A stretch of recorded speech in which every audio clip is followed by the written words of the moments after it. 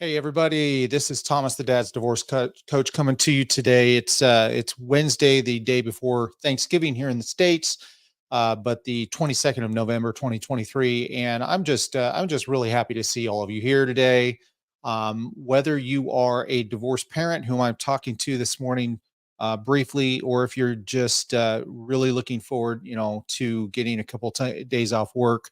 I just want to welcome you to this short broadcast. We won't take more than about 5 minutes or so. I just wanted to drop in and share something with you that I think is really really important, especially as we go toward this holiday season. And that's really six mistakes. I want to share six mistakes that divorced parents make around the holiday season. Now, if you're going through divorce and this is your first time, God forbid you have more than one. I actually have been divorced twice, but God forbid you go through this at all. The holiday season can be a very trying time, very challenging time, and it's easy to get lost in a lot of discouragement and stress and even depression, and just that feeling of isolation. Perhaps this is the first time you guys are, you've got this parenting plan, and we have the schedule for the kids and everything. And how do we make the holidays work so that the kids get to be with both parents? Do we split Christmas Day or Thanksgiving Day down the middle? What do we do? Do we alternate? You guys have worked out a plan that at least you're going to try out. And as most of you who have already gone through this experience probably already know, this at best, the best case scenario is that this is going to be a challenging time. It's going to be a time where you're going to feel isolated, you're going to feel alone, you're going to feel um, you know uh, you're going to feel gypped, that you don't get, that your Christmas season feeling and traditions and everything else that were with the family, and now the family's no longer there. There's a hole there that it's just going to be different. I want you to remember, and no parent out there is understand this, that no parent out there feels uh, re- uh, feels selfishness when it comes to the kids, because we're all parents. But I do want to make plain here the emphasis on, this is also the kids' first holiday season in a split home, and they're going to feel, on a normal day, like they are the center of the tug of war between two parents. Christmas only magnifies that. The holidays will only magnify that. So I'm going to share with you really six steps, excuse me, six mistakes that, from my experience and from when I work with divorced parents every day, that divorced parents make early on, especially in the first holiday season. So jot these down. They're definitely for you, to take with you into this holiday season. So again, six mistakes around the holiday season. Number one, competing over gifts. Divorced parents will fall into this trap a lot, of trying to outdo the other parent. Well, this is an option. This is an opportunity for me to communicate the strength and the worth of our relationship to the kids, and I'm going to do it through spending lots of money on gifts, and I'm going to one up. I'm going to outdo their other parent, thinking that this will help the child. But in reality, what happens most of the time is it creates this unrealistic expectation, and you're setting a precedent. You're setting a precedent for next Christmas, especially when you have small children, 4, 5, 6, 7, 8 years old. They're going to come to expect this next year as well as this year, because they don't know all of the reasons behind what we do and the decisions we make as adults. So competing over gifts, trying to one up each other, I have yet to see an example of where that has actually benefited everybody involved, especially you in this time. So try this instead. Okay? So try this instead. And I know the last thing you want to do on Thanksgiving Day, especially if the divorce is still really um, fresh, and maybe it's not even over yet. Maybe it's not final yet, but try this instead. Instead of competing with your ex-spouse, coordinate with your ex-spouse. Set a budget, or even maybe share wish lists so you can coordinate. Okay, I'm going to get this and you're going to get that. And that way the kids get the gifts that they've asked for, but it doesn't create this hostility or this one-upmanship or this competition that will only get worse as time goes on. Remember, it's the thought and the time spent that will matter the most to your child, not the price tag. Not the price tag. It may feel like that in the moment, but trust me, I promise you, and other divorced parents out there that are a little further down the line than this, this isn't your first Christmas being divorced. You'll know, you can tell me competing with the other parent over the gifts is not something that will work out in anybody's best interest. Think also about that difficult conversation that you have to have with your ex-spouse over maybe that next holiday, or maybe the schedule needs to shift in this coming year, and that's a conversation that's going to be a little bit dicey. Setting the precedent for that next conversation by competing and making your co-parent, your ex-spouse, look bad now into the kid's eyes, and pumping yourself up in the moment, it's just going to make that conversation downstream that much harder. So promise me, try this instead. Instead of competing, coordinate. I promise it'll work out for you a little bit better. Okay. The next one, number 2, is bad mouthing the other parent. Now, I know we all know this is not a good idea. And I'm assuming out there, those of you that are watching, we're not narcissists. It may feel like we were married to one and we divorced one, but when it comes to Christmas, to the holidays, when it comes to our role in the holidays, it is really, it's all about the kids, right? It's all about the family, and any kind of self-absorption here is going to downgrade everybody's experience, including your own. And that starts and stops with speaking negatively about your ex, especially in the earshot or in front of your children. It can cause confusion. It can cause guilt in your kids and emotional turmoil. And who wants that on Thanksgiving or Christmas? Certainly not the kids. Certainly not the kids. So instead of bad mouthing, try this instead. Try focusing on a creative, creating a positive memory and experience with them this holiday season. You need to vent, do it away from your child. You have that accountability partner. You have that person in your life that you trust. Do it there. Don't let the kids hear your frustrations and your pain and your sadness going through this time of holiday cheer, the first time after divorce, and blaming your spouse for it, your ex-spouse. All right. So that's number 2.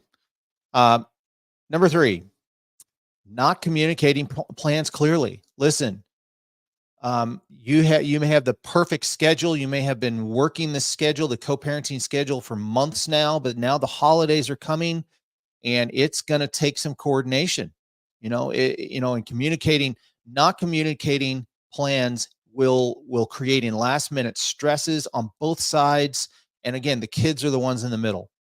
Failing to coordinate the schedule or last minute changes can create the chaos and disappointment in your kids that is easily avoidable. It's bad, but it's easy to fix. Okay. And what that looks like, maybe there are Christmas programs at school. Maybe there is a special dinner or special event that you and your side of the family want to have. Maybe that event can't be moved to time you already have your children, and it's on your spouse's time. But it's really important. Everybody knows it's important. Not communicating those plans clearly can create some issues, especially during that holiday time. So try this instead. Plan in advance. Create a shared calendar. Google has a great shared calendar system. Share a calendar with your ex-spouse and everything goes on it. You can put requests there. You can, move things around there. It gives you the opportunity of utilizing a co-parenting application to keep everybody informed, especially the two of you. Flexibility is the key here, but so is clarity. um, you know, Communicating plans clearly. All right. So this leads right into the next one, and that's keeping kids from family traditions. A lot of times a family will have a deep sense of tradition where every year we do X, Y, Z. The kids are looking forward to that.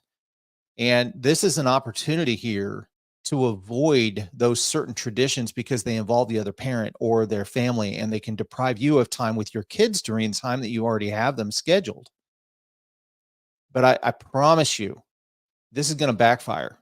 It is going to backfire. Your number one job as a parent is to facilitate, outside of safety, obviously, and providing, but is to facilitate time with your kids. And that includes facilitating time with them and their other parent, your ex. So instead of keeping them from that tradition, try this instead. Find a balance. Perhaps some traditions can alternate. Okay. It's not, this is a every other Christmas kind of thing. It could be an every other year. You'll be able to have the kids for that event. And every other year, I'm going to take them during that time. Remember, it's about their experience and connection so that both sides of the family can continue on these traditions that mean a lot to everybody, including and especially the children. All right. So the fifth one, making your children choose. Let me tell you, guys, if you are in this spot, parents, hear me. When you leave the decision up to the child and make them choose who they're going to spend their time with during Christmas, I would hesitate. I would really recommend that you don't do that. I mean, putting your child in the middle of anything between you and your ex, making them choose between their two parents is emotionally taxing, even on normal, silly, insignificant things. Hey, do you want me to pick you up from school or do you want your mom? I mean, even those things can be difficult and daunting. Kids need structure. Kids need expectation. They need accountability. And they look to you, the parent, to get them there. And when it comes to the holiday season, putting them in the middle and making them choose, well, do you want to come with me and we've got all of these things planned? Or do you want to spend time with your mom during that day? I mean, talk about manipulative, talk about narcissistic. It is so easy to just slip into that mode when it comes to our kids, because we want our kids' time. We want them to be part of our lives. And and I'll go to the jugular here. It is the number one way to get back at my ex, by creating that tug of war and making my kids want and choose me, because I know how that's going to make my ex feel. Guys, don't do it. Don't do it. Try this instead. Instead of making them choose, collaborate. Collaborate with your ex to decide on that schedule that works best for your kids. That schedule is not necessarily going to be something that works best for you, but you're a parent. This isn't about you anymore. It's about making life, the easiest, smoothest transition that it can for your kids. Make it clear to them. Make it clear to your child that both of you, both the parents, love them, and that you are working together on a regular basis. It is important, imperatively important, that your children know the two of you still talk. They don't have to see you talk to know you talk, because when you collaborate more, the things you're talking to your kid about is going to be the same thing that your ex is going to be talking about. And the more those things can be aligned, the calmer your children will be, the faster they're going to proceed through the healing process, the more confident they're going to be, and the better off and equipped they're going to be in life to deal with a lot of stuff. And around the holiday season, especially, again, they know you're talking and you guys collaborate better, you won't have this issue with making them choose. Because I'll tell you what, if this collaboration doesn't happen on a regular basis, the kids are going to choose. They're going to choose to go where they feel the least amount of stress, the least amount of guilt. And as they get older, if this is, the older kids, the teenagers, if this is something that is a problem, don't be surprised if they choose grandparents, or if they choose friends, or if they choose neither of you. Don't make the kids choose. Collaborate together to communicate from both of you that, the kids are loved, and we talk, and we've got your best interest in mind, and we love you. All right. So the sixth and the final one that I'm going to mention today: letting your emotions overshadow the spirit of the season. Guys, we're in grief. We're in grieving. We're angry. We're bitter. We're sad. We're hurt. This could be very fresh, if not over yet. And it's easy to allow your grief, your anger, your bitterness to overshadow the festive season that we look forward to 10 months out of the year. And it can cast a shadow over your child's experience. I would say it will definitely 100% of the time cast a shadow over your child's experience. And while I understand, and it is so easy to feel that way, guys, this is also a time and a season and an opportunity for you to move forward in healing and festivities and feeling that season. There's nothing like the season of the holidays, that can give you that shot of adrenaline you need to just feel better. No one wants to feel bad at any time, much less around the holidays. So instead of letting your emotions overshadow the spirit of this season, try this. Engage in some self-care and seek out some support when needed. This is the time you need it. It's okay to ask for help. It's okay to need help. It's okay to not be okay. And even during the holiday season, especially during the holiday season, it's important that you take care of yourselves. Your willingness to prioritize your children's feelings and experiences can lead to a happier memory of Christmas and a deeper bond with them. And in focusing on their well-being, you're often the path that they're going to find their own healing through. And that starts with your own path of well-being and your own self-care. So I'm going to end this live today first by just thanking you for your time, and I want to extend a gift to my divorced parents out there. If you're struggling with this holiday season, and I know many of you are, if you're having a difficult time making heads or tails of what's going to happen, and you've listened to this list of 6 and maybe more, you've seen yourself fall into this mistake trap around the holidays. We're doing a free class. It's Friday at 7 p.m. Eastern time. The link to register for this free class is in the description of this live video. I encourage you to register. What comes with that free class is more resources about how to navigate the holidays.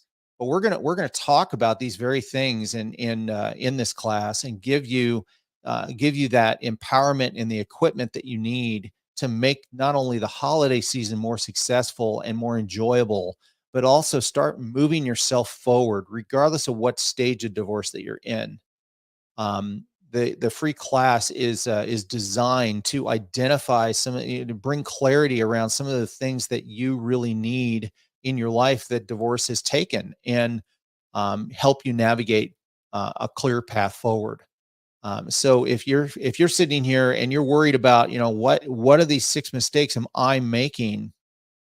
Take the free class, join the free class. It also comes with an opportunity to join our community, other divorced parents like you, that are themselves finding the holiday season difficult and challenging.